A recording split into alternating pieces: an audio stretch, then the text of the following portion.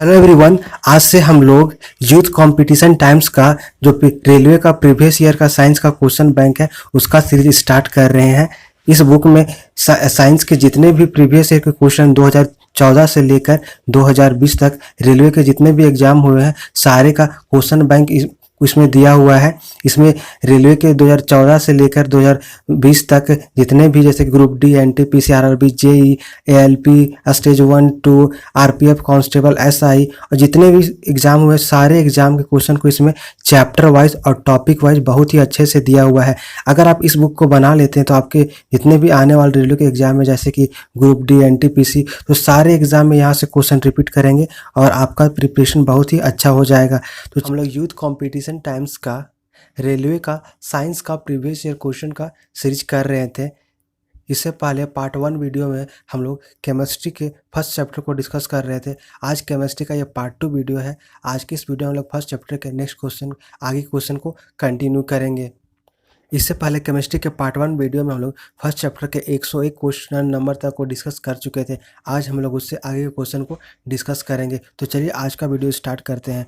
आज हम लोग उससे आगे क्वेश्चन को 102 से स्टार्ट करेंगे। इसमें फर्स्ट क्वेश्चन है, किसी भी पदार्थ के एक मोल में मौजूद कणों की संख्या क्या है? इसका correct answer option B 6.022 into 10⁻23। अब हम लोग इसका एक्सप्लेनेशन देखते हैं। तो C12 कार्बन 12 के 12 ग्राम में उपस्थित अणुओं की संख्या एक मोल कहलाती, क्या कहलाती है? एक मोल कहलाती। इसे अवगाद्रो संख्या भी कहते हैं। क्या कहते हैं? इसे अवगाद्रो संख्या भी कहते हैं। या एक मोल बराबर 6.022 इंटू 10⁻23 परमाणु बराबर अवगाद्रो संख्या होता है। नेक्स्ट क्वेश्चन है, किसी पदार्थ के एक मोल में मौजूद परमाणुओं के या अणुओं या आयनों की संख्या को डैश कहा जाता है? इसका करेक्ट आंसर है ऑप्शन सी एवोगाद्रो संख्या। इसको एवोगाद्रो संख्या कहा जाता है। नेक्स्ट क्वेश्चन है, 90 ग्राम पानी में मौजूद मोल की संख्या डैश है? करेक्ट आंसर है 5। इसमें 5 मोल है। अब हम लोग इसका एक्सपेंशन देखते हैं। तो यहाँ पे अणुओं के लिए होता है मोलों की संख्या बराबर ग्राम में भार बटा अनुभार। तो यहाँ पे जल का अनुभार हो जाएगा 16 + 2 18, यानी कि 18 ग्राम पर मोल। तो यहाँ हो जाएगा n बराबर 90/18, यानी कि n बराबर 5। नेक्स्ट क्वेश्चन, एसिटिक एसिड के एक मोल में ऑक्सीजन के डैश परमाणु मौजूद होते हैं?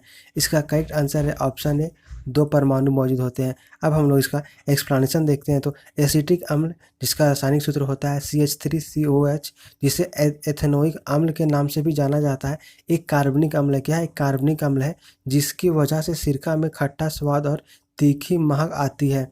एसिटिक अम्ल के एक मोल में ऑक्सीजन के 2 परमाणु, हाइड्रोजन के 4 परमाणु तथा कार्बन के 2 परमाणु होते हैं। तो इसमें हाइड्रोजन कितना है? तो हाइड्रोजन यहाँ पे देख सकते हैं आप। ऑक्सीजन के कितना परमाणु है? यहाँ पे 2 ऑक्सीजन है, तो यहाँ पे ऑक्सीजन के 2 परमाणु हो जाएगा। नेक्स्ट क्वेश्चन है, सोडियम के 69 ग्राम में सोडियम के 3 मोल होते हैं। सोडियम का परमाणु द्रव्यमान क्या है? इसका करेक्ट आंसर है ऑप्शन सी 23। अब हम लोग इसका एक्सप्लेनेशन देखते हैं। तो किसी तत्व का परमाणु द्रव्यमान एक संख्या है जो यह बतलाती है कि उस तत्व के एक परमाणु का द्रव्यमान कार्बन के परमाणु के 12वें भाग में कितना गुना भारी है। मोल संकल्पना से परमाणु द्रव्यमान होता है तत्व का कुल द्रव्यमान बटा मोल संख्या। तो यहाँ तत्व का कुल ग्राम 69 ग्राम दिया हुआ है और इसमें मोल की संख्या भी 3 दिया हुआ है। तो इसको सॉल्व करेंगे तो 23 आ जाएगा। नेक्स्ट क्वेश्चन है, हीलियम के 64 ग्राम में कितने मोल मौजूद है? इसका करेक्ट आंसर ऑप्शन बी 16 ग्राम। अब हम लोग इसका एक्सप्लेनेशन देखते हैं। तो यहाँ हो जाएगा हीलियम में मोलों की संख्या बराबर ग्राम में भार बटा अणु या परमाणु भार। तो यहाँ हीलियम का अणु परमाणु कितना है? 4 हो जाएगा और मोलों की संख्या हो जाएगा ग्राम, यानी कि ये 64 हो जाएगा। उसका अनुभार 64 दिया हुआ है, तो मोलों की संख्या कितना है? 4। तो यह जाएगा सॉल्व करने के बाद 16। नेक्स्ट क्वेश्चन, नाइट्रिक एसिड की 63 ग्राम मात्रा में कितने अणु मौजूद है?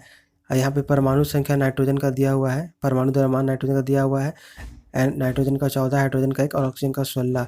तो correct answer option C 6.02 into 23। अब हम लोग इसका एक्सप्लेनेशन देखते हैं। तो नाइट्रिक एसिड जिसका फार्मूला होता है HNO3 का अनुभार हो जाएगा यहाँ हाइड्रोजन का 1 हो जाएगा, फिर नाइट्रोजन का 14 हो जाएगा, अब प्लस 3 गुना 3 ऑक्सीजन है तो 3 गुना 16। तो इसको सॉल्व करने के बाद ये 63 आ जाएगा। तो यहाँ मोलों की संख्या बराबर होता है पदार्थ का ग्राम में भार बटा अनुभार।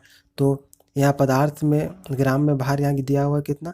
63 और यहाँ मोलों की अनुभार कितना हो गया इसका, तो अनुभार हो गया 63। इसको सॉल्व करने के बाद 1 हो जाएगा। तो अवोगाद्रो के नियम के अनुसार किसी तत्व के 1 मोल में अणुओं की संख्या 6.023 × 23 होती है, इसलिए ऑप्शन सी करेक्ट हो जाएगा। नेक्स्ट क्वेश्चन है कॉपर के एक अणु में कितने परमाणु होते हैं। इसका करेक्ट आंसर है ऑप्शन सी 6.022 × 1023।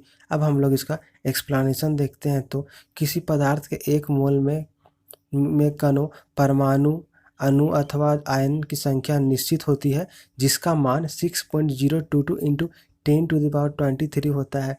यह मान प्रायोगिक विधि से प्राप्त किया गया है। किसके द्वारा, तो प्रायोगिक विधि से प्राप्त किया गया है।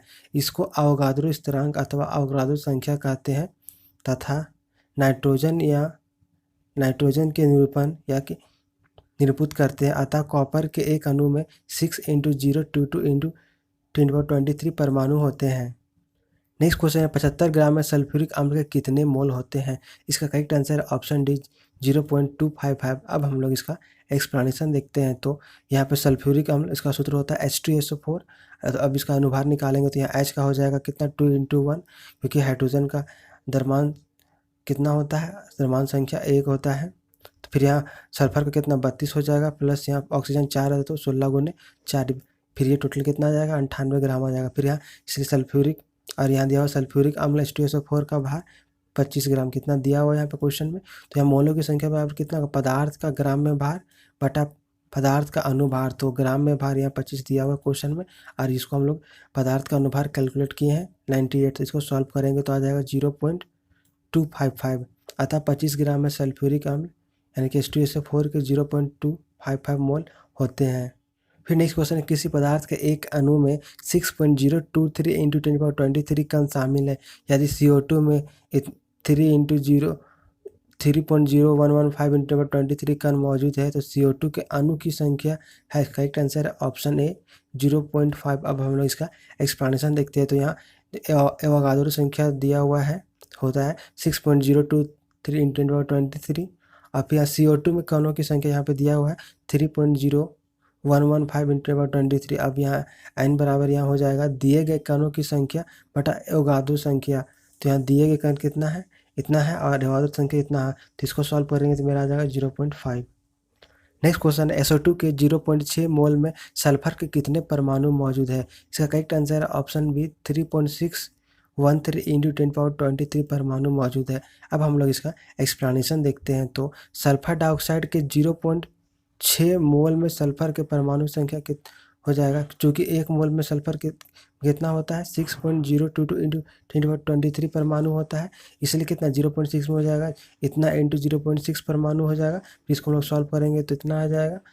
नेक्स्ट क्वेश्चन है हीलियम में 54 ग्राम में कितने मोल मौजूद है। इसका करेक्ट आंसर है ऑप्शन ए 13.5 मोल। अब हम लोग इसका एक्सप्लेनेशन देखते हैं। तो हीलियम का द्रव्यमान कितना दिया हुआ है, यहाँ पे 54 ग्राम दिया हुआ। फिर हीलियम का मोल द्रव्यमान कितना होता है, इसका होता है 4 ग्राम पर मोल। तो मोलों की संख्या यहाँ पे पूछा है, तो मोलों की संख्या बराबर होता है दिया गया द्रव्यमान बटा मोलर द्रव्यमान। तो यहाँ दिया गया द्रव्यमान कितना 54 है, और इसका मोलर द्रव्यमान कितना हो जाएगा 4 होता है।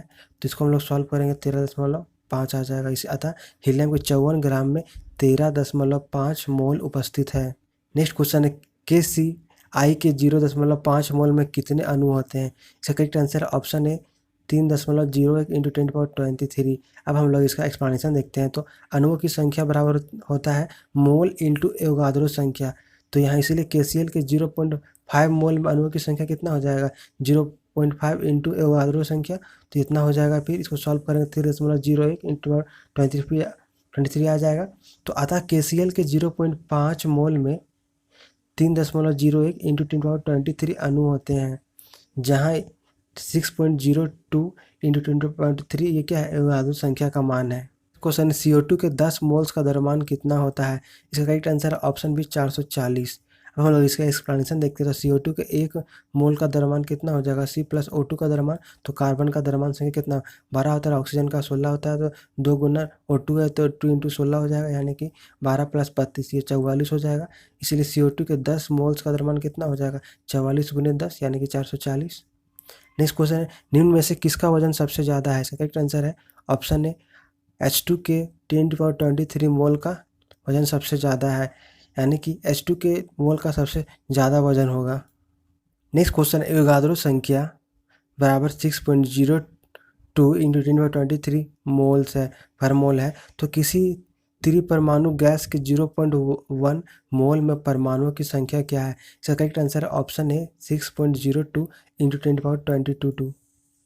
अब हम लोग इसका एक्सप्लेनेशन देखते हैं। तो यहाँ एवोगाद्रो संख्या क्या होता है पहले वो जान लेते हैं। तो किसी तत्व के एक ग्राम परमाणु या एक मोल में उपस्थित परमाणुओं की संख्या 6.022 इंटू 10⁻23 होती है, जिसे एवोगाद्रो संख्या कहते हैं। तो त्रिपरमाणु गैस के एक मोल में उपस्थित परमाणु की संख्या कितना हो जाएगा? 6.02 इंटू 10⁻23 हो जाएगा। इसीलिए त्रिपरमाणु गैस के 0.1 मोल में उपस्थित परमाणु की संख्या कितना हो जाएगा? 0.1 इंटू इतना हो जाएगा।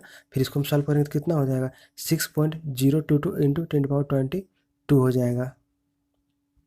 नेक्स्ट क्वेश्चन है CH4 के 0.1 मोल का द्रव्यमान कितना है? इसका करेक्ट आंसर है ऑप्शन सी 1.6 ग्राम। अब हम लोग इसका एक्सप्लेनेशन देखते हैं। तो यहाँ मीथेन का सूत्र क्या होता है? CH4 है तो मीथेन का अनुभार कितना हो जाएगा? कार्बन का यहाँ 12 हो जाएगा और प्लस ऑक्सीजन का 4 इंटू इतना, इसका हाइड्रोजन का 1 होता है। तो इसको सॉल्व करेंगे तो 16 दशमलव समथिंग आ जाएगा।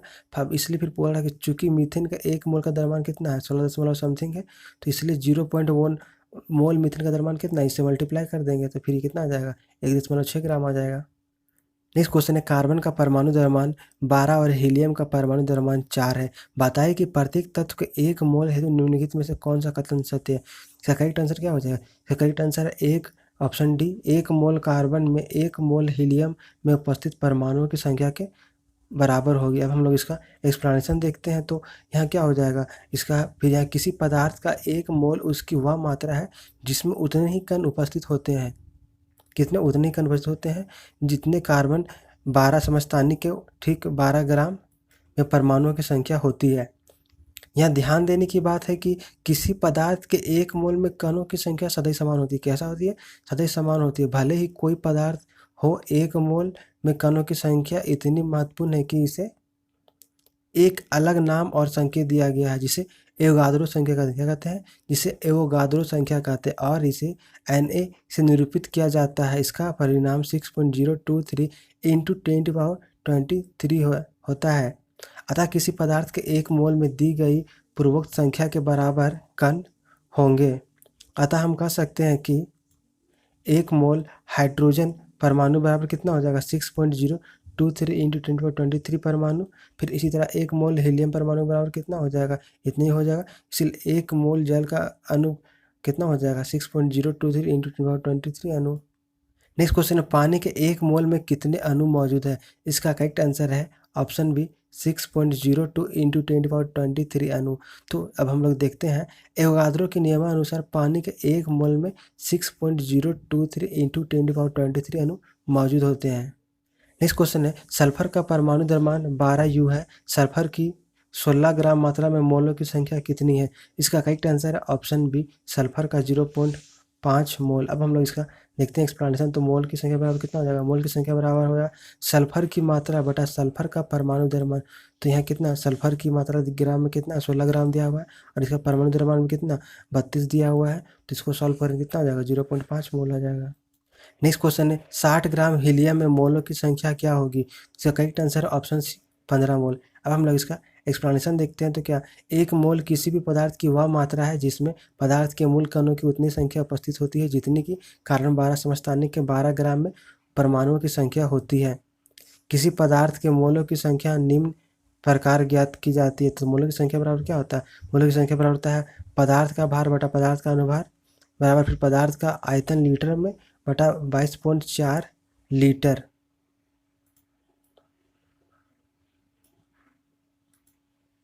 यहाँ पर दिया गया पदार्थ या तत्व हीलियम है, ठीक ना? तो हीलियम का अनुभार कितना होता है? 4 ग्राम होगा, और फिर यहाँ हीलियम का भार कितना? 60 ग्राम है। तो अतः 60 ग्राम हीलियम में उपस्थित मोलों की कुल संख्या है, तो क्या n बराबर 60/4 यानी कि 15 मोल हो जाएगा। तो किसी गैस के 6.023 इंटू 20 अणु को भी एक ही मोल कहते हैं। इस क्वेश्चन है, 540 ग्राम ग्लूकोज में उपस्थित मोलों की संख्या कितनी है? इसका करेक्ट आंसर है ऑप्शन ए 3। अब हम लोग देखते हैं इसका एक्सप्लेनेशन को। तो एक मोल किसी पदार्थ की वह मात्रा जिसमें पदार्थ के मूल कणों की संख्या उतनी उपस्थित होती है जितनी कि कार्बन 12 में समस्थानिक के 12 ग्राम में परमाणुओं की संख्या होती है।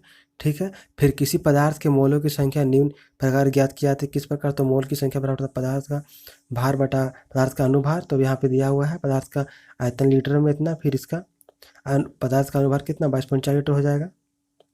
तो यहाँ पे हम लोग देख रहे हैं कि यहाँ दिया गया है पदार्थ ग्लूकोज है। ग्लूकोज का अनुभार इसका अनुसूत्र क्या होता है 66H12O6 होता है। तो ग्लूकोज का अनुभार कितना हो जाएगा? कार्बन 6 तो 6 × 12 हो जाएगा, फिर हाइड्रोजन 12 12 गुने हो जाएगा, ऑक्सीजन 6 तो 6 × 16 हो जाएगा, फिर ये सॉल्व करेंगे 180 आ जाएगा।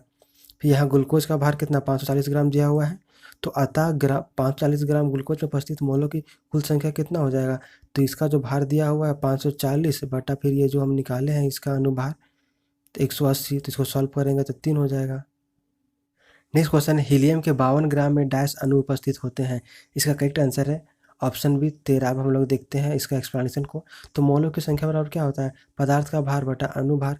तो यहाँ पदार्थ का भार हीलियम 2He4 अनुभार 4 होता है। कितना 4 होता है? तो यहाँ मोल की संख्या यहाँ पर बराबर कितना हो जाएगा? पदार्थ का भार दिया हुआ है 52 और यहाँ कितना इसका अनुभार 4, तो हो जाएगा 13 सॉल्व करने के बाद। नेक्स्ट क्वेश्चन है एवोगाद्रो संख्या Na का अर्थ है। इसका करेक्ट आंसर है ऑप्शन बी किसी तत्व के 1 ग्राम परमाणु में परमाणुओं की संख्या। अब हम लोग इसका एक्सप्लेनेशन देखते हैं। तो एवोगाद्रो संख्या क्या होता है? किसी तत्व के 1 ग्राम परमाणु या 1 मोल में उपस्थित परमाणुओं की संख्या 6.022 × 10⁻23 होती है।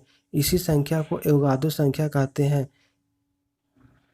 नेक्स्ट क्वेश्चन है एवोगाद्रो संख्या द्वारा निरूपित की जाती है। इसका करेक्ट आंसर है ऑप्शन बी N0। इसके द्वारा एवोगाद्रो संख्या को निरूपित किया जाता है। अब हम लोग इसका एक्सप्लेनेशन देखते हैं। तो किसी तत्व के एक अणु यानी 1 मोल में उपस्थित परमाणुओं की संख्या 6.022 × 10⁻23 होती है। इस संख्या को एवोगाद्रो संख्या कहते हैं। इसे प्रायः N0 या Na द्वारा निरूपित किया जाता है, अर्थात Na बराबर कितना हो जाएगा 6.022 × 10⁻23। नेक्स्ट क्वेश्चन है CO2 के 88 ग्राम में मौजूद अणुओं की संख्या है। इसका करेक्ट आंसर हो जाएगा ऑप्शन ए 2। अब हम लोग देखते हैं इसका एक्सप्लेनेशन को। तो यहाँ CO2 का अनुभार क्या हो जाएगा? कार्बन का 12 प्लस ऑक्सीजन का 16, तो 2 × 16 तो हो जाएगा 12 + 32 44 हो जाएगा। तो फिर यहाँ CO2 का कुल भार कितना 88 ग्राम दिया हुआ क्वेश्चन में। तो इसका वही क्या हो जाएगा अणुओं या मोलों की संख्या बराबर पदार्थ का ग्राम में भार बटा अनुभार। तो यहाँ कितना 88 दिया हुआ है, फिर यहाँ पे इसका अनुभार कितना निकाले 44, तो 88 बटा 44 2 आ जाएगा। नेक्स्ट क्वेश्चन 1 ग्राम हाइड्रोजन में कितने अणु होते हैं? इसका करेक्ट आंसर है ऑप्शन डी 3.01 × 10⁻23। अब हम लोग इसका एक्सप्लेनेशन देखते हैं। तो क्या हो जाएगा इसका? तो यहाँ पे दिया हुआ हाइड्रोजन का भार 1 ग्राम है, फिर यहाँ हाइड्रोजन का परमाणु भार कितना हो जाएगा? इसका भी 1 उतना है। अब हाइड्रोजन के अणु यानी कि H2 का भार कितना हो जाएगा 2 × 1 यानी कि 2, तो यहाँ लगभग कितना आ जाएगा 2। तो अब यहाँ पे हाइड्रोजन की मोलों की संख्या बराबर क्या होता है भार बटा अनुभार। तो फिर ये भार 1 है अनुभार 2 है, तो 0.5 मोल आ जाएगा। फिर इसीलिए चूंकि 1 मोल हाइड्रोजन में अणुओं की संख्या कितना होता है 6.02 × 10⁻23, तो इसलिए 0.5 मोल में अणुओं की संख्या कितना हो जाएगा इससे मल्टीप्लाई हो जाएगा, तो 0.5 × इतना हो जाएगा। तो इसको सॉल्व करेंगे तो आ जाएगा 3.01 × 10⁻23 अणु। अब हम लोग चैप्टर 1 के नेक्स्ट टॉपिक बर्जीलियस का अब हम लोग चैप्टर 1 का नेक्स्ट टॉपिक बर्जीलियस का परिकल्पना के क्वेश्चंस को डिस्कस करेंगे। इसमें फर्स्ट क्वेश्चन है निम्न में से किस तत्व के लिए प्रतीक के में 2 अक्षर शामिल होते हैं? इसका करेक्ट आंसर ऑप्शन सी लोहा। अब हम लोग इसका एक्सप्लेनेशन देखते हैं। तो यहाँ पे एक साइड तत्व दिया हुआ है और दूसरी साइड यहाँ प्रतीक, जैसे कार्बन का क्या होता है प्रतीक सी होता है, आयोडीन का आई होता है, लोहा का Fe होता है, फ्लोरीन का F होता है। तो अतः स्पष्ट लोहा के प्रतीक में 2 अक्षर शामिल है। किसमें 2? बाकी सब में कार्बन में C होता है, आयोडीन में, क्लोरीन में F, तो सब में 1 है, सिर्फ लोहा में 2 है। नेक्स्ट क्वेश्चन है निम्नलिखित में से किस वैज्ञानिक ने सुझाव दिया था कि तत्वों के प्रतीक का निर्माण तत्व के परमाणु से के 1 या 2 अक्षरों से किया जा सकता है? इसका करेक्ट आंसर है ऑप्शन है बर्जीलियस, इसने ही ने दिया था। अब हम लोग इसका एक्सप्लेनेशन देखते हैं। तो 1811 ईस्वी में बर्जीलियस ने कार्बनिक यौगिक के नामकरण एवं संकेत सूत्रों की पद्धति प्रचलित की। 1812 ईस्वी में इन्होंने विद्युत रासायनिक सिद्धांत, जिसको दैत्य सिद्धांत बोलते हैं, उसको प्रतिपादित किया। इसके अनुसार प्रत्येक लवण या यौगिक के 2 भाग होते हैं, एक ऋणात्मक और दूसरा धनात्मक, अथवा एक अम्लीय और दूसरा क्षारीय। तो बर्जेलियस ने सुझाव दिया कि तत्वों के प्रतीक का निर्धारण तत्व के नाम के आगे के एक या दो अक्षरों से किया जा सकता है, जो कि निम्नलिखित है। तो जैसे कि इसमें यहाँ तत्व दिया हुआ, एक साइड यहाँ परमाणु संख्या और वहाँ उसका संकेत दिया हुआ है। जैसे पहला यहाँ सीरियम है, तो इसका परमाणु संख्या कितना 58 होता है, इसका संकेत सी होता है। नेक्स्ट है थोरियम, तो इसका परमाणु संख्या 90 होता है, इसका संकेत TH होता है। नेक्स्ट है सिलिकॉन, तो इसका परमाणु संख्या कितना 14 होता है, इसका संकेत SI होता है। नेक्स्ट है टाइटेनियम, तो इसका परमाणु संख्या कितना 22 होता है और इसका संकेत TI होता है। नेक्स्ट क्वेश्चन है, निम्नलिखित में से किन वैज्ञानिकों ने सुझाव दिया कि तत्वों के प्रतीक तत्व के नाम के एक या दो अक्षरों से बने होते हैं? इसका करेक्ट आंसर है ऑप्शन सी, बर्जीलियस। अब हम लोग इसका एक्सप्लेनेशन देखते हैं। तो जॉन्स जैकब बर्जीलियस एक रसायनज्ञ थे। कौन थे? रसायनज्ञ थे जिन्होंने यह सुझाव दिया कि तत्वों के प्रतीक उन तत्वों के अंग्रेजी नामों के एक या दो अक्षरों से बने होते हैं। किसी तत्व के प्रतीक के पहले अक्षर को सदैव बड़े अक्षर से में तथा दूसरे अक्षर को छोटे अक्षर में लिखा जाता है। उदाहरण के लिए एल्युमिनियम का Al होता है, कोबाल्ट का C होता है, जिंक का Zn होता है, इत्यादि। नेक्स्ट क्वेश्चन है, डैश ने सुझाव दिया कि तत्वों के प्रतीक को तत्व के नाम से एक या दो अक्षरों में बनाया जा सकता है। इसका करेक्ट आंसर है ऑप्शन डी, बर्जीलियस। अब हम लोग इसका एक्सप्लेनेशन देखते हैं। तो आधुनिक रसायन शास्त्र में तत्वों के संकेत प्रसिद्ध जर्मन वैज्ञानिक बर्जीलियस द्वारा विकसित प्रणाली के अनुसार दिए गए हैं। इस प्रणाली का विकास 1811 ईस्वी में बर्जीलियस ने किया। इसके अनुसार किसी तत्व के अंग्रेजी, फ्रेंच या जर्मन नाम का प्रथम अक्षर उस तत्व का संकेत होता है। कुछ तत्वों के संकेत लैटिन नामों पर आधारित हैं। संकेत का प्रथम अक्षर सदैव बड़ा तथा दूसरा सदैव छोटा अक्षर लिखा जाता है, यानी कि पहला कैपिटल रहेगा और दूसरा स्मॉल लेटर रहेगा।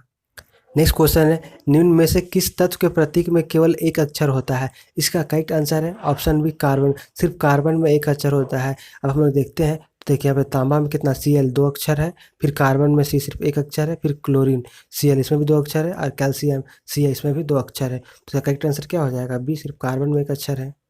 नेक्स्ट क्वेश्चन है, दिया गया प्रतीक डैश तत्व का प्रतिनिधित्व करता है? इसका करेक्ट आंसर है ऑप्शन डी, हाइड्रोजन। यह हाइड्रोजन का प्रतिनिधित्व करता है। तो दिया गया प्रतीक हाइड्रोजन तत्व का रासायनिक प्रतीक है। यह आवर्त सारणी का पहला तत्व है। नेक्स्ट क्वेश्चन है, रासायनिक प्रतीक का पहला अक्षर हमेशा में लिखा जाता है, तो किसमें? करेक्ट आंसर है बड़े अक्षर में। तो रासायनिक प्रतीक का पहला अक्षर हमेशा बड़े अक्षर में लिखा जाता है। अब हम लोग चैप्टर 1 के नेक्स्ट टॉपिक धातु, अधातु और उपधातु के क्वेश्चंस को डिस्कस करेंगे। इसमें फर्स्ट क्वेश्चन है, डैश प्रकृति में विद्युत ऋणात्मक होती है? इसका करेक्ट आंसर है ऑप्शन ए, धातु। धातु प्रकृति में विद्युत धनात्मक होती है। अब हम लोग इसका एक्सप्लेनेशन देख लेते हैं। तो ऐसे तत्व हाइड्रोजन के अतिरिक्त जो इलेक्ट्रॉन को त्याग कर धनायन प्रदान करते हैं उन्हें धातु कहते हैं। क्या कहते हैं? धातु कहते हैं। धातुएं सामान्यतः चमकदार, आघात वर्धी एवं तन्य होती। क्या होती है? धातुएं चमकदार, आघात वर्धी एवं तन्य होती है। धातुएं उष्मा के विद्युत की सुचालक होती है। किसका? तो उष्मा विद्युत की सुचालक होती है। चांदी विद्युत की सर्वश्रेष्ठ सुचालक है। कौन? तो चांदी विद्युत की सर्वश्रेष्ठ सुचालक है।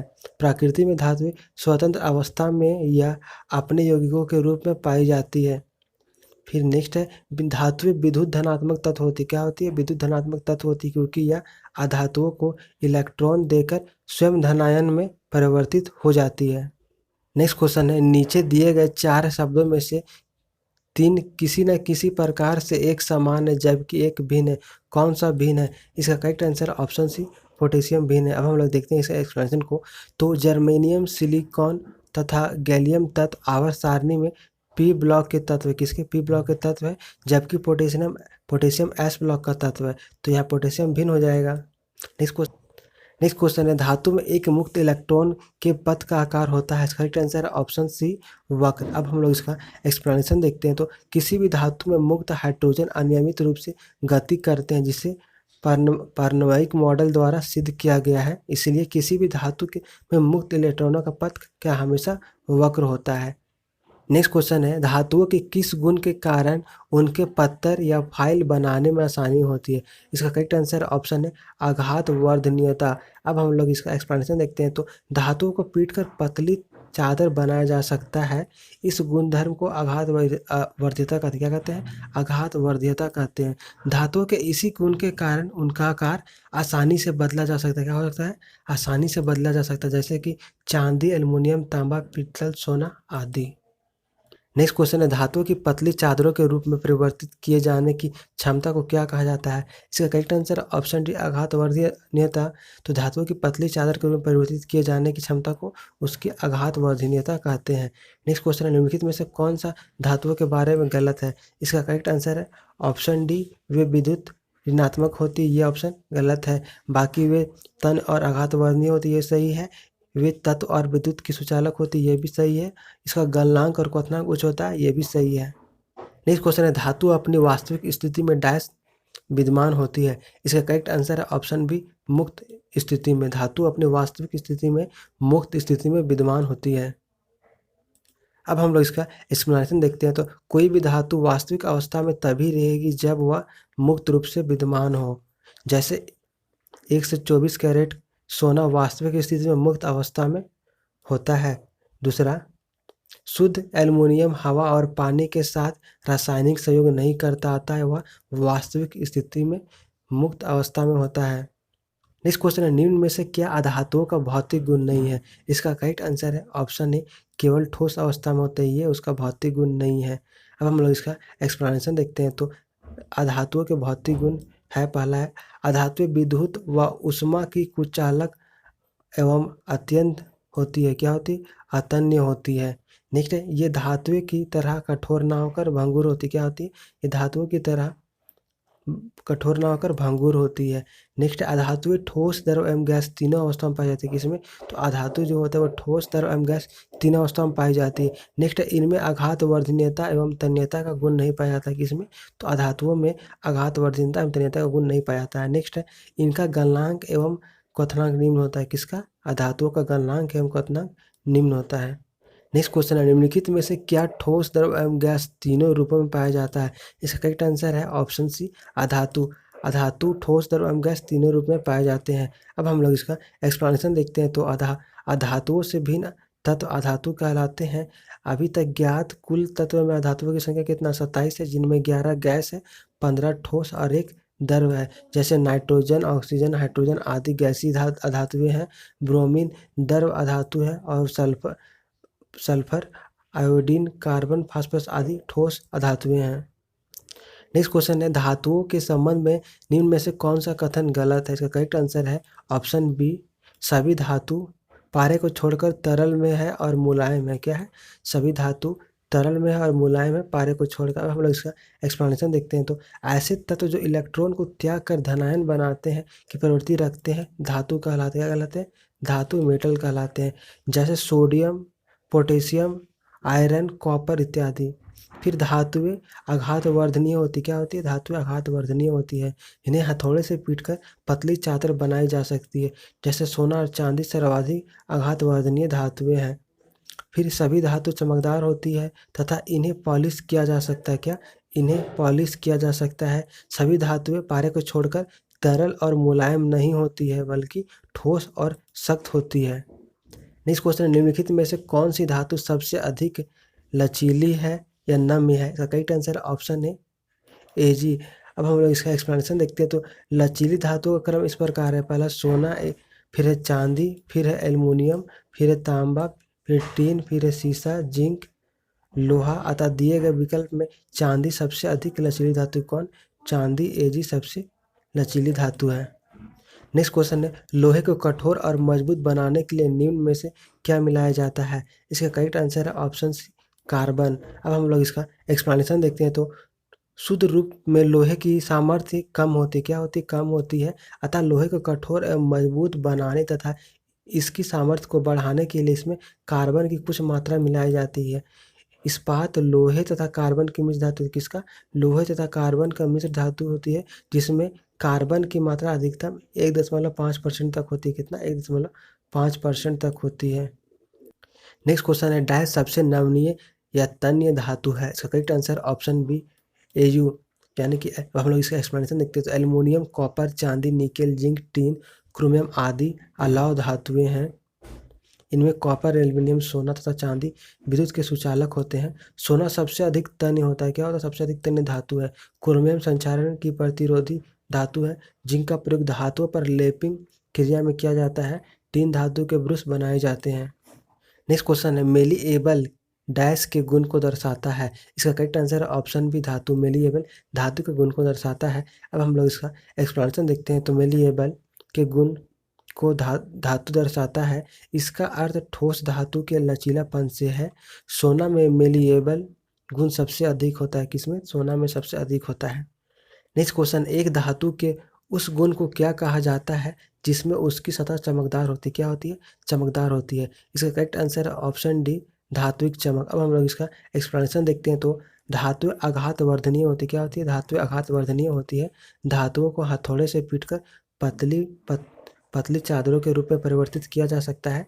धातुओं का घनत्व भी उच्च होता है। क्या होता है? उच्च होता है तथा इसमें एक विशेष प्रकार की चमक होती है। क्या विशेष प्रकार की चमक होती है? जिसे धात्विक चमक भी कहा जाता है। धात्विक चमक के कारण धातुओं की सतह चमकदार होती है।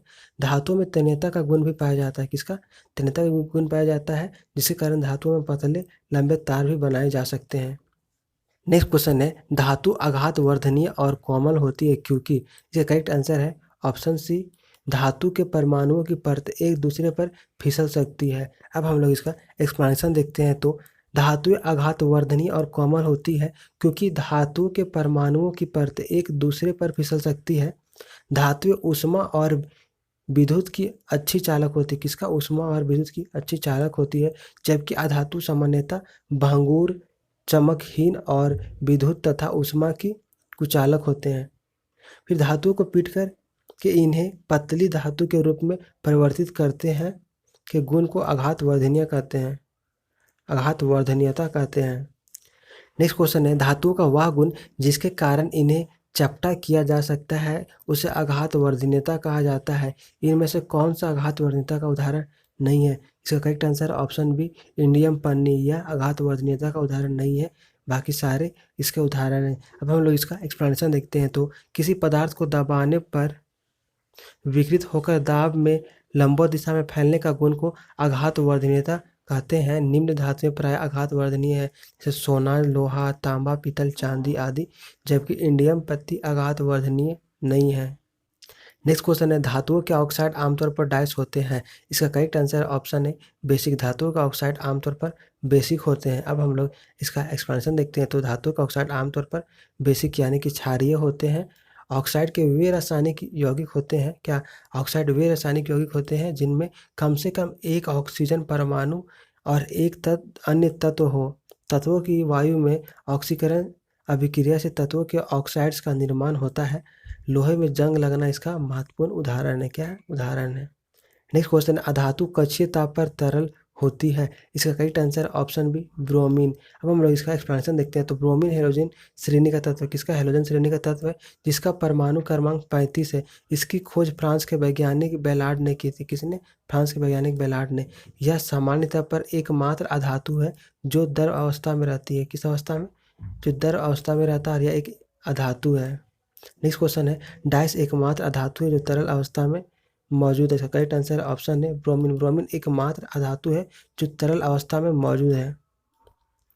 नेक्स्ट क्वेश्चन है, डैश तरल अवस्था में पाई जाने वाली अधातु है। इसका करेक्ट आंसर है ऑप्शन डी ब्रोमियम। ब्रोमीन तरल अवस्था में पाई जाने वाली अधातु है। फिर नेक्स्ट क्वेश्चन है, सौर पैनल में निम्न में से कौन सी धातु प्रयुक्त होती है? इसका करेक्ट आंसर है ऑप्शन बी सिलिकॉन। अब हम लोग इसका एक्सप्लेनेशन देखते हैं। तो सौर पैनल फोटोवोल्टाइक प्रभाव प्रकाश के माध्यम से विद्युत उत्पादन करने के लिए सूर्य से प्राप्त प्रकाश ऊर्जा फोटोन का उपयोग करते हैं। सौर पैनल मॉड्यूल में वेफर आधारित क्रिस्टलिक सिलिकॉन सेल या कैडमियम टेल्यूराइड या सिलिकॉन आधारित एक पतली झिल्ली वाली सेल मुख्यतः प्रयोग की जाती है। नेक्स्ट क्वेश्चन है, अधातुओं के ऑक्साइड प्रकृति में डैश होते हैं। इसका करेक्ट आंसर है ऑप्शन बी अम्लीय होते हैं। तो अधातुओं के ऑक्साइड प्रकृति में अम्लीय होते हैं। कैसे होते हैं? अम्लीय होते हैं। नेक्स्ट क्वेश्चन, अधातु ऑक्साइड आमतौर पर होते हैं। इसका करेक्ट आंसर ऑप्शन है अम्लीय। अधातु ऑक्साइड आमतौर पर अम्लीय होते हैं। अब हम लोग इसका एक्सप्लेनेशन देखते हैं। तो आवर्त सारणी के प्रत्येक तत्व अपने भौतिक एवं रासायनिक गुणों के आधार पर धातु, अधातु या उपधातु में वर्गीकृत किए गए हैं। अधातुओं में ऑक्साइड आमतौर पर अम्लीय प्रकृति के होते हैं। किसके कैसा होता है? अधातु में ऑक्साइड अम्लीय होता है, जबकि धातु में ऑक्साइड क्षारीय होता है। क्या होता है? जबकि धातु में ऑक्साइड आमतौर पर क्षारीय प्रकृति के होते हैं। उभयधर्मी यौगिक जो अम्ल और क्षार दोनों में अभिक्रिया करते हैं। उभयधर्मिता ऑक्साइड के ऑक्सीकरण अवस्था पर निर्भर करती है। अब हम लोग चैप्टर 1 के नेक्स्ट टॉपिक मिश्रण को अलग करने की प्रमुख विधियां के क्वेश्चंस को डिस्कस करेंगे। इसमें फर्स्ट क्वेश्चन है, निम्नलिखित में से कौन सा ऊर्ध्वपातन का कर सकता है? इसका correct answer option C ammonium chloride. अब हम लोग इसका एक्सप्लेनेशन देखते हैं। तो अमोनियम क्लोराइड ठोस carbon dioxide, iodine, aluminium chloride, naphthalene, anthracene ही मात्र ऊर्ध्वपातन की क्रिया कर सकते हैं। इसका करेक्ट आंसर क्या हो जाएगा? Option C ammonium chloride. Next question, निम्नलिखित में से कौन सा ऊर्ध्वपातन नहीं है? इसका करेक्ट आंसर ऑप्शन ए बर्फ। अब हम लोग इसका एक्सप्लेनेशन देखते हैं। तो सबसे पहले जानते हैं ऊर्ध्वपातन क्या होता है। तो जब हम किसी पदार्थ को गर्म करें तो वह ठोस से सीधे गैस में बदल जाए तो उस प्रक्रिया को ऊर्ध्वपातन कहते हैं। क्या कहते हैं? ऊर्ध्वपातन कहते हैं।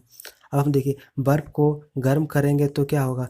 बर्फ यहाँ से ठोस से सीधे और सीधे गैस में बदल जाता है, इसलिए बर्फ ऊर्ध्वपातन नहीं होगा, क्योंकि बर्फ पहले कहाँ जा रहा है?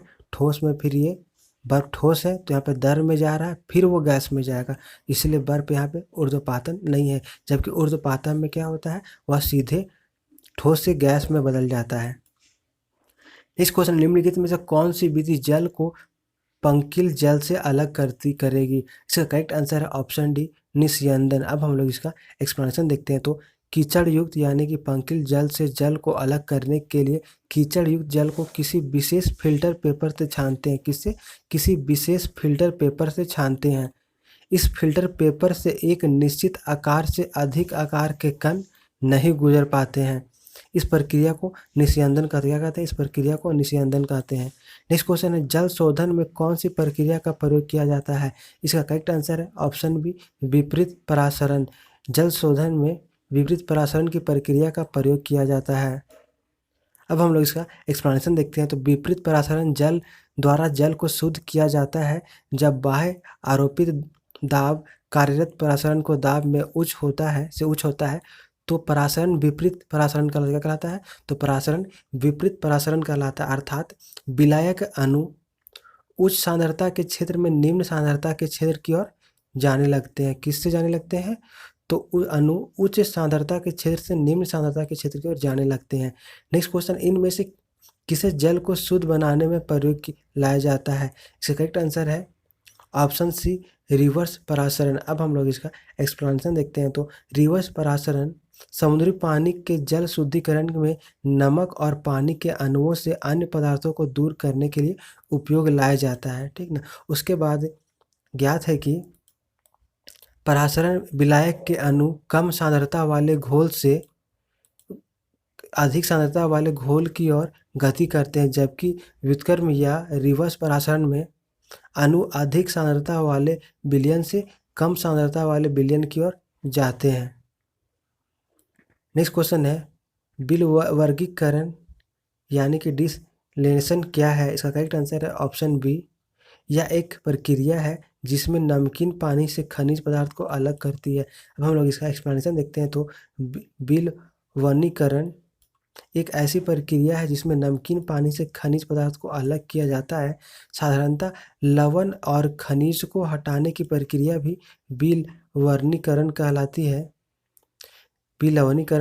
है। खारे पानी को मीठे पानी में बदलने के लिए बिलवनीकरण किया जाता है ताकि यह मानव खपत या सिंचाई के लिए उपयुक्त बना रहे। कभी कभी इस प्रक्रिया द्वारा खाने वाला नमक एक सह उत्पाद के रूप में बनता है। नेक्स्ट क्वेश्चन है, पानी से हाइड्रोजन को अलग करने की प्रक्रिया को क्या कहा जाता है? इसका करेक्ट आंसर है ऑप्शन है विद्युत अपघटन। अब हम लोग इसका एक्सप्लेनेशन देखते हैं। तो पानी से हाइड्रोजन तथा ऑक्सीजन को अलग करने की विधि को विद्युत अपघटन या इलेक्ट्रोलाइसिस कहते हैं। इस विधि का उपयोग औद्योगिक क्षेत्रों में भी किया जाता है। इसके द्वारा एल्युमिनियम, लिथियम, सोडियम, पोटेशियम आदि के उत्पादन में सहायता प्रदान की जाती है। जैसे कि हम यहाँ पे देख सकते हैं इसका रिएक्शन को, तो यहाँ 2H2 अगर इसका इलेक्ट्रोलाइसिस करेंगे तो यहाँ पे ऑक्सीजन और ये 4 हाइड्रोजन और प्लस ये 4 इलेक्ट्रॉन बनेगा। नेक्स्ट, निम्नलिखित में से कौन सा एक ऊर्ध्वपातक पदार्थ नहीं है? इसका करेक्ट आंसर है ऑप्शन है सोडियम सल्फेट। सोडियम सल्फेट एक ऊर्ध्वपातक पदार्थ नहीं है। अब हम लोग इसका एक्सप्लेनेशन देखते हैं। तो ऊर्ध्वपातन एक भौतिक प्रक्रिया, कैसी? तो एक भौतिक प्रक्रिया है किसी पदार्थ द्वारा अपनी अवस्था को ठोस से सीधे गैस में परिवर्तित करने को ऊर्ध्वपातन कहते हैं। इस पूरी प्रक्रिया के दौरान तत्व की अवस्था किसी मध्यक्रमी द्रव अवस्था में परिवर्तित नहीं होती है। जैसे कपूर, अमोनियम क्लोराइड, नैप्थलीन ऊर्ध्वपातक पदार्थ है, जबकि सोडियम सल्फेट ऊर्ध्वपातक पदार्थ नहीं है। नेक्स्ट क्वेश्चन है, निम्नलिखित में से किसका ऊर्ध्वपातन किया जा सकता है? इसका करेक्ट आंसर है ऑप्शन है अमोनियम क्लोराइड। अब हम लोग इसका एक्सप्लेनेशन देखते हैं। तो अमोनियम क्लोराइड का ऊर्ध्वपातन किया जा सकता है। इसका अनुसूत्र NH4Cl है। यह श्वेत रंग का क्रिस्टलीय पदार्थ है। किस रंग का? श्वेत रंग का क्रिस्टलीय पदार्थ है जो जल में अत्यंत विलय है। क्या है? जल में अत्यंत विलय है। इसका जलीय विलयन हल्का अम्लीय होता है। प्राकृतिक रूप में पाए जाने वाला साल अमोनियम क्लोराइड का एक रूप होता है। नेक्स्ट क्वेश्चन है, सोडियम क्लोराइड से अमोनियम क्लोराइड को अलग करने के लिए आप निम्नलिखित में से किस प्रक्रिया का उपयोग करेंगे? इसका करेक्ट आंसर है ऑप्शन बी ऊर्ध्वपातन या सब्लिमेशन। किसका? ऊर्ध्वपातन या सब्लिमेशन का प्रयोग करेंगे। अब हम लोग इसका एक्सप्लेनेशन देख लेते हैं। तो सोडियम क्लोराइड से अमोनियम क्लोराइड या नौसादा को अलग करने के लिए ऊर्ध्वपातन या सब्लिमेशन प्रक्रिया का प्रयोग होता है। ऊर्ध्वपातन मिश्रण से पदार्थों को पृथक करने की वह विधि है जिसमें किसी ठोस पदार्थ को गर्म करने पर वह बिना द्रवित हुए सीधे वाष्पीकृत हो जाता है। जैसे कपूर तथा अमोनियम क्लोराइड यानी कि नौसादा को गर्म करने पर वे सीधे ही वाष्प में परिवर्तित हो जाते हैं। किसमें? तो सीधे वाष्प में परिवर्तित हो जाते हैं। नेक्स्ट क्वेश्चन है, निम्नलिखित में से कौन सा मिश्रण अलग अलग कीपो फलन द्वारा अलग किया जा सकता है? इसका करेक्ट आंसर है ऑप्शन सी तेल और पानी। अब हम लोग देखते हैं इसका एक्सप्लेनेशन को। तो तेल और पानी के मिश्रण को अलग अलग कीपो फलन द्वारा अलग किया जा सकता है क्योंकि यह विषमांगी मिश्रण। कैसा? क्योंकि यह विषमांगी मिश्रण है। सामान्यतः मिश्रण दो प्रकार के होते हैं। पहला है समांगी। तो देखो समांगी ऐसा मिश्रण जिसके अवयवी कणों को अलग अलग नहीं देखा जा सकता है। जैसे नमक के जलीय विलयन को नमक और जल में अलग अलग नहीं किया जा सकता। तो ये समांगी मिश्रण हो गया।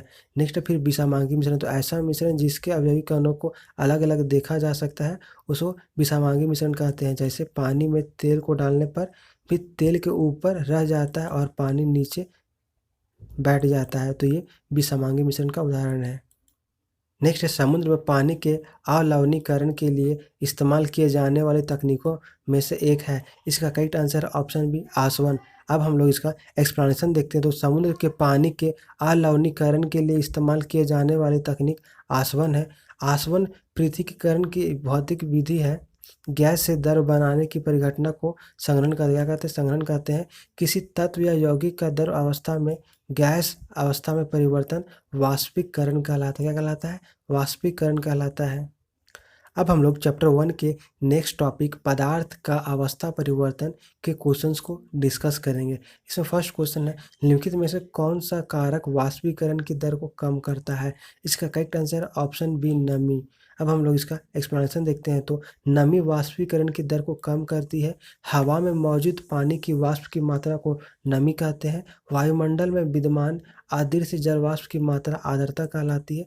यह आर्द्रता पानी से वाष्पीकरण के विभिन्न रूपों द्वारा वायुमंडल में पहुंचती है। यदि वायुमंडल के तापमान में वृद्धि हो जाती है तो वाष्पीकरण की प्रक्रिया तीव्र हो जाती है। क्या होता है? तो वाष्पीकरण की प्रक्रिया तीव्र हो जाती है।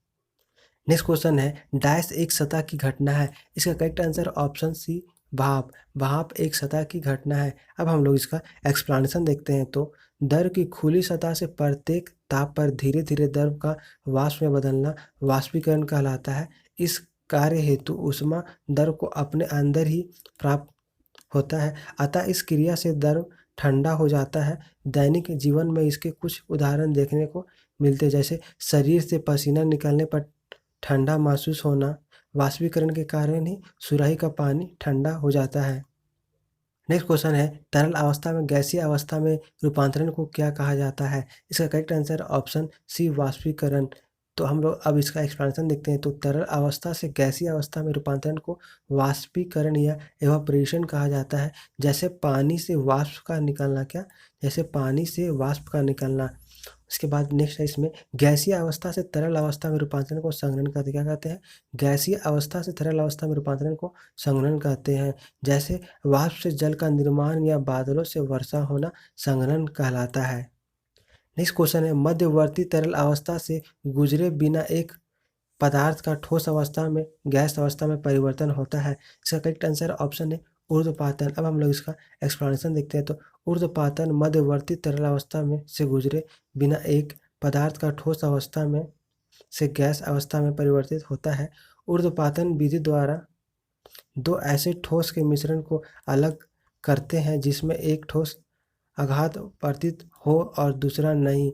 इस विधि से Kapoor, naphthalene, ammonium chloride, anthracene आदि को अलग करते हैं। नेक्स्ट क्वेश्चन है, द्रव के ठोस में परिवर्तन की प्रक्रिया को क्या कहा जाता है? इसका करेक्ट आंसर है ऑप्शन सी हिमीकरण। द्रव के ठोस में परिवर्तन की प्रक्रिया को हिमीकरण कहा जाता है। क्या? हिमीकरण। अब हम लोग इसका एक्सप्लेनेशन देखते हैं। तो द्रव का ठोस में परिवर्तन हिमीकरण तथा जिस निश्चित ताप पर द्रव ठोस में बदलता है उसे हिमांक बिंदु यानी कि फ्रीजिंग पॉइंट कहते हैं। किसी पदार्थ का हिमांक और गलनांक प्राय बराबर होते हैं। क्या होते हैं? किसी पदार्थ का हिमांक और गलनांक बराबर होते हैं। अब हम लोग चैप्टर 1 के नेक्स्ट टॉपिक बिलियन के क्वेश्चंस को डिस्कस करेंगे। इसमें फर्स्ट क्वेश्चन है, दो या अधिक पदार्थों के एक सजातीय मिश्रण को डाइस कहा जाता है। इसका करेक्ट आंसर है ऑप्शन डी बिलियन। दो या दो से अधिक पदार्थों के सजातीय मिश्रण को बिलियन कहते हैं। क्या कहते हैं? बिलियन कहते हैं। नेक्स्ट क्वेश्चन, 1 बिलियन में पानी की 320 ग्राम मात्रा में 47 ग्राम लवण की मात्रा है। द्रव्यमान प्रतिशत द्वारा बिलियन की सांद्रता की गणना कीजिए। इसका करेक्ट आंसर ऑप्शन बी 12.8%। अब हम लोग इसका एक्सप्लेनेशन देखते हैं। तो किसी बिलियन में पानी की मात्रा कितना यहाँ दिया हुआ है? 320 ग्राम तथा विलायक की मात्रा यहाँ कितना? 47 ग्राम दिया हुआ है। तो बिलियन में द्रव्यमान प्रतिशत हम लोगों को निकालना है। तो क्या होता है? द्रव्यमान प्रतिशत बराबर होता है विलायक, वो ग्राम में प्लस विलायक प्लस बिलियन, ये भी ग्राम में इंटू 100। तो यहाँ कितना दिया हुआ? विलायक ग्राम में 47 ग्राम दिया हुआ और प्लस विलायक और बिलियन कितना? ये 320 और ये फिर बिलियन कितना? 47 दिया हुआ है। तो हम लोग इसको सॉल्व करेंगे तो कितना आ जाएगा? 12.80%। नेक्स्ट है, एक द्रव जिसमें 49 ग्राम साधारण नमक को 320 ग्राम पानी में घोला जाता है। द्रव के द्रव्यमान प्रतिशत द्वारा द्रव्यमान के संदर्भ में संयोजकता की गणना करें। अब हम लोग इसका एक्सप्लेनेशन देखते हैं। तो इसका राइट आंसर ऑप्शन डी। तो इसमें देखिए, घुलनशील सोडियम क्लोराइड यानी कि नमक की मात्रा कितना यहाँ दिया हुआ है? 49 ग्राम। फिर पानी का द्रव्यमान यहाँ कितना? 320 ग्राम दिया हुआ है। तो बिलियन का कुल द्रव्यमान कितना हो जाएगा? बिलियन का 49 प्लस 320 तो 369 ग्राम हो जाएगा। तो द्रव्यमान प्रतिशत के आधार पर सांद्रता कितना हो जाएगा? बिलियन का द्रव्यमान बटा बिलियन का कुल द्रव्यमान। तो यहाँ विलय का द्रव्यमान कितना है? 49 दिया हुआ और बिलियन कितना हो जाएगा टोटल? 369 इंटू 100 हो जाएगा परसेंट के लिए। इसको सॉल्व करेंगे तो कितना हो जाएगा? 13.28%। नेक्स्ट क्वेश्चन, 1 बिलियन में 320 ग्राम जल में 31 ग्राम नमक है। द्रव्यमान प्रतिशत संबंध के अनुसार द्रव्यमान के संदर्भ में बिलियन की ज्ञात कीजिए। इसका करेक्ट आंसर ऑप्शन है 8.83%। अब हम लोग इसका एक्सप्लेनेशन देखते हैं। तो विलय यानी कि नमक का द्रव्यमान कितना? 31 ग्राम दिया हुआ। फिर विलायक यानी जल का द्रव्यमान 320 ग्राम दिया हुआ है। तो बिलियन का द्रव्यमान कितना हो जाएगा? दोनों को जोड़ देंगे 351 ग्राम हो जाएगा। तो यहाँ फिर क्या होता है? द्रव्यमान प्रतिशत के आधार पर सांद्रता क्या हो जाएगा? विलय का द्रव्यमान बटा बिलियन का द्रव्यमान इंटू 100। तो यहाँ ये विलय कितना है? 31 दिया हुआ और ये बिलियन कितना निकाला है? 351 तो इंटू 100 हो जाएगा। इसको सॉल्व करेंगे तो कितना? 8.83% हो जाएगा। फिर नेक्स्ट क्वेश्चन, 1 बिलियन में पानी की 320 ग्राम मात्रा में सामान्य नमक की मात्रा 32 ग्राम है। द्रव्यमान प्रतिशत द्वारा द्रव्यमान के संदर्भ में बिलियन की सांद्रता की गणना कीजिए। इसका करेक्ट आंसर ऑप्शन डी 9.09%। अब हम लोग इसका एक्सप्लेनेशन देखते हैं। तो यहाँ विलय क्या है? तो यहाँ विलय NaCl है जिसका द्रव्यमान कितना? 32 ग्राम दिया हुआ है। और यहाँ विलय क्या है? पानी है। तो विलय का द्रव्यमान कितना? 320 ग्राम दिया हुआ है। तो यहाँ विलय का विलियन का द्रव्यमान कितना हो जाएगा? 32 प्लस 320 352 ग्राम हो जाएगा। अब हम लोग क्या निकालना है? द्रव्यमान प्रतिशत के आधार पर सांद्रता। तो यहाँ विलय का द्रव्यमान बटा विलियन का द्रव्यमान इंटू 100। ये कितना दिया हुआ? ये 32 दिया हुआ, ये 352 इंटू 100 कितना आ जाएगा? 9.09% हो जाएगा। नेक्स्ट क्वेश्चन, 150 ग्राम पानी में 50 ग्राम चीनी घोलकर बनाएं बनाए बिलियन में मास प्रतिशत जरिए मास का साधारण होगा। इसका करेक्ट आंसर ऑप्शन सी 25%। अब हम लोग इसका एक्सप्लेनेशन देखते हैं तो कितना विलायक यहाँ पे क्या पानी है, उसका द्रव्यमान कितना 150 ग्राम दिया हुआ है। फिर यहाँ विलय क्या है, चीनी है, तो इसका द्रव्यमान कितना 50 ग्राम दिया हुआ है। तो विलयन का कुल द्रव्यमान कितना हो जाएगा 150 प्लस 50 तो 200 ग्राम हो जाएगा। और यहाँ द्रव्यमान की सांद्रता प्रतिशत कितना हो जाएगा, विलय का द्रव्यमान बटा विलयन का कुल द्रव्यमान इंटू 100। तो ये कितना विलय का द्रव्यमान 50 है और तो विलयन का कुल द्रव्यमान कितना है 200 इंटू 100। सॉल्व करके कितना 25% आ जाएगा। नेक्स्ट क्वेश्चन, 1 बिलियन में पानी की 300 ग्राम मात्रा में 36 ग्राम लवण है। द्रव्यमान प्रतिशत के अनुसार द्रव्यमान के संदर्भ में विलयन की सांद्रता कितनी होगी। इसका करेक्ट आंसर ऑप्शन कितना, ऑप्शन सी 10.11%। अब हम लोग इसका एक्सप्लेनेशन देखते हैं तो जल इसमें विलायक है, उसका द्रव्यमान कितना दिया हुआ है 320 ग्राम दिया हुआ है। फिर यहाँ लवण ये विलय है तो इसका द्रव्यमान कितना 36 ग्राम दिया हुआ है। तो कुल विलयन का कुल द्रव्यमान कितना हो जाएगा, दोनों को जोड़ देंगे तो 36 प्लस 320 356 ग्राम। अब हम लोग क्या निकालना है, द्रव्यमान प्रतिशत में सांद्रता निकालना है। तो इसका क्या होता है, विलय का द्रव्यमान बटा विलयन का कुल द्रव्यमान इंटू 100। तो फिर अच्छा ये कितना 36 दिया हुआ, ये 356 आ गया इंटू 100। तो इसको सॉल्व करेंगे कितना हो जाएगा 10.11%। फिर नेक्स्ट क्वेश्चन, 1 बिलियन में पानी की 320 ग्राम मात्रा में सामान्य नमक की मात्रा 41 ग्राम है। विलयन के द्रव्यमान प्रतिशत के द्वारा द्रव्यमान के संदर्भ में इसकी सांद्रता की गणना कीजिए। अब इसका हम लोग इसका करेक्ट आंसर क्या हो जाएगा, ऑप्शन डी 11.36%। अब हम लोग इसका एक्सप्लेनेशन देखते हैं तो यहाँ क्या विलयन में पानी की मात्रा कितना है 320 ग्राम है और तथा विलायक जो नमक है इसकी मात्रा कितना है 41 ग्राम है। तो द्रव्यमान प्रतिशत निकालना है तो कितना हो जाएगा, द्रव्यमान प्रतिशत बराबर विलायक की मात्रा ग्राम में प्लस विलयन की मात्रा ग्राम में और विलायक इंटू 100। तो ये कितना 41 दिया हुआ, ये 320 प्लस 41 इतना। फिर इसको सॉल्व करेंगे कितना आ जाएगा 11.36%। अब हम लोग चैप्टर 1 के नेक्स्ट टॉपिक अपरूपता के क्वेश्चंस को डिस्कस करेंगे। इसमें फर्स्ट क्वेश्चन है, फ्लोरीन में डैश कार्बन परमाणु होते हैं। इसका correct answer option B 60। Fullerene में 60 कार्बन परमाणु होते हैं। फ्लोरीन कार्बन का एक अपरूप है जिसमें कम से कम 60 कार्बन परमाणु होते हैं।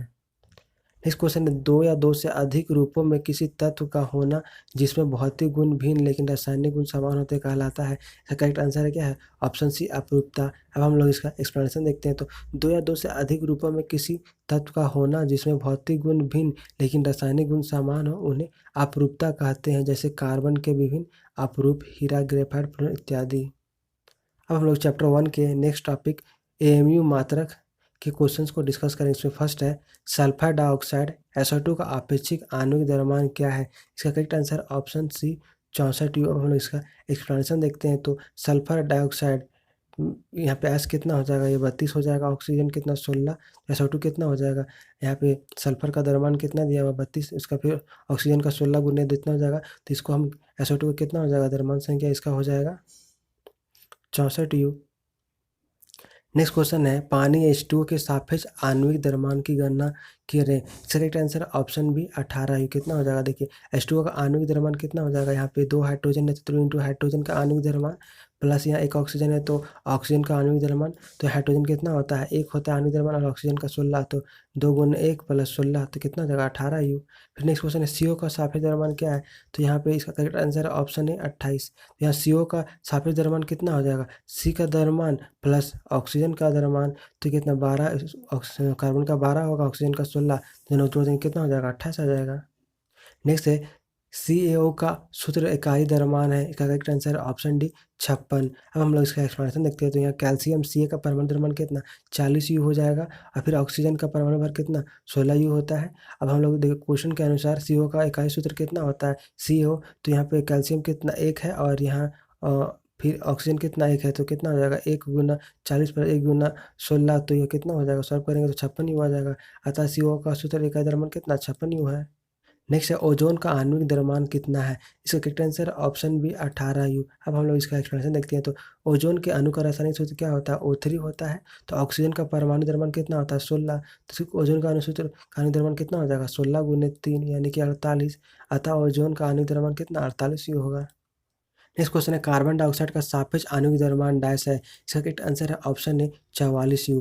हम लोग कार्बन डाइऑक्साइड का रासायनिक सूत्र क्या होता है CO2 होता है। तो यहाँ कार्बन का परमाणु द्रव्यमान कितना 12U होगा और फिर यहाँ ऑक्सीजन कितना होगा 16, तो फिर हम लोग दोनों को जोड़ देंगे, कितना हो जाएगा, यहाँ पे C का हो जाएगा 12, फिर ऑक्सीजन 2 है तो 16 गुने 2, तो सॉल्व करके कितना 44 U आ जाएगा। नेक्स्ट क्वेश्चन है CO2 के सापेक्ष आणविक द्रव्यमान की गणना करें। इसका करेक्ट आंसर है ऑप्शन सी 44 U। जैसे CO2 का क्या होता है आणविक द्रव्यमान, कार्बन के 12 हो जाएगा, ऑक्सीजन 2 है तो 2 गुने 16, तो 12 + 32 44 U। नेक्स्ट क्वेश्चन है डैश SO2 का आणविक द्रव्यमान है। इसका correct answer option D 98 U। अब हम लोग इसका एक्सप्लेनेशन देखते हैं। तो H2SO4 का आणविक द्रव्यमान कितना हो जाएगा, 2 हाइड्रोजन है तो 2 गुना 1 हो जाएगा, फिर सर इसका कितना सल्फर का 1 गुना 32, 1 है, ऑक्सीजन 4 है तो कितना 4 गुने 16 हो जाएगा।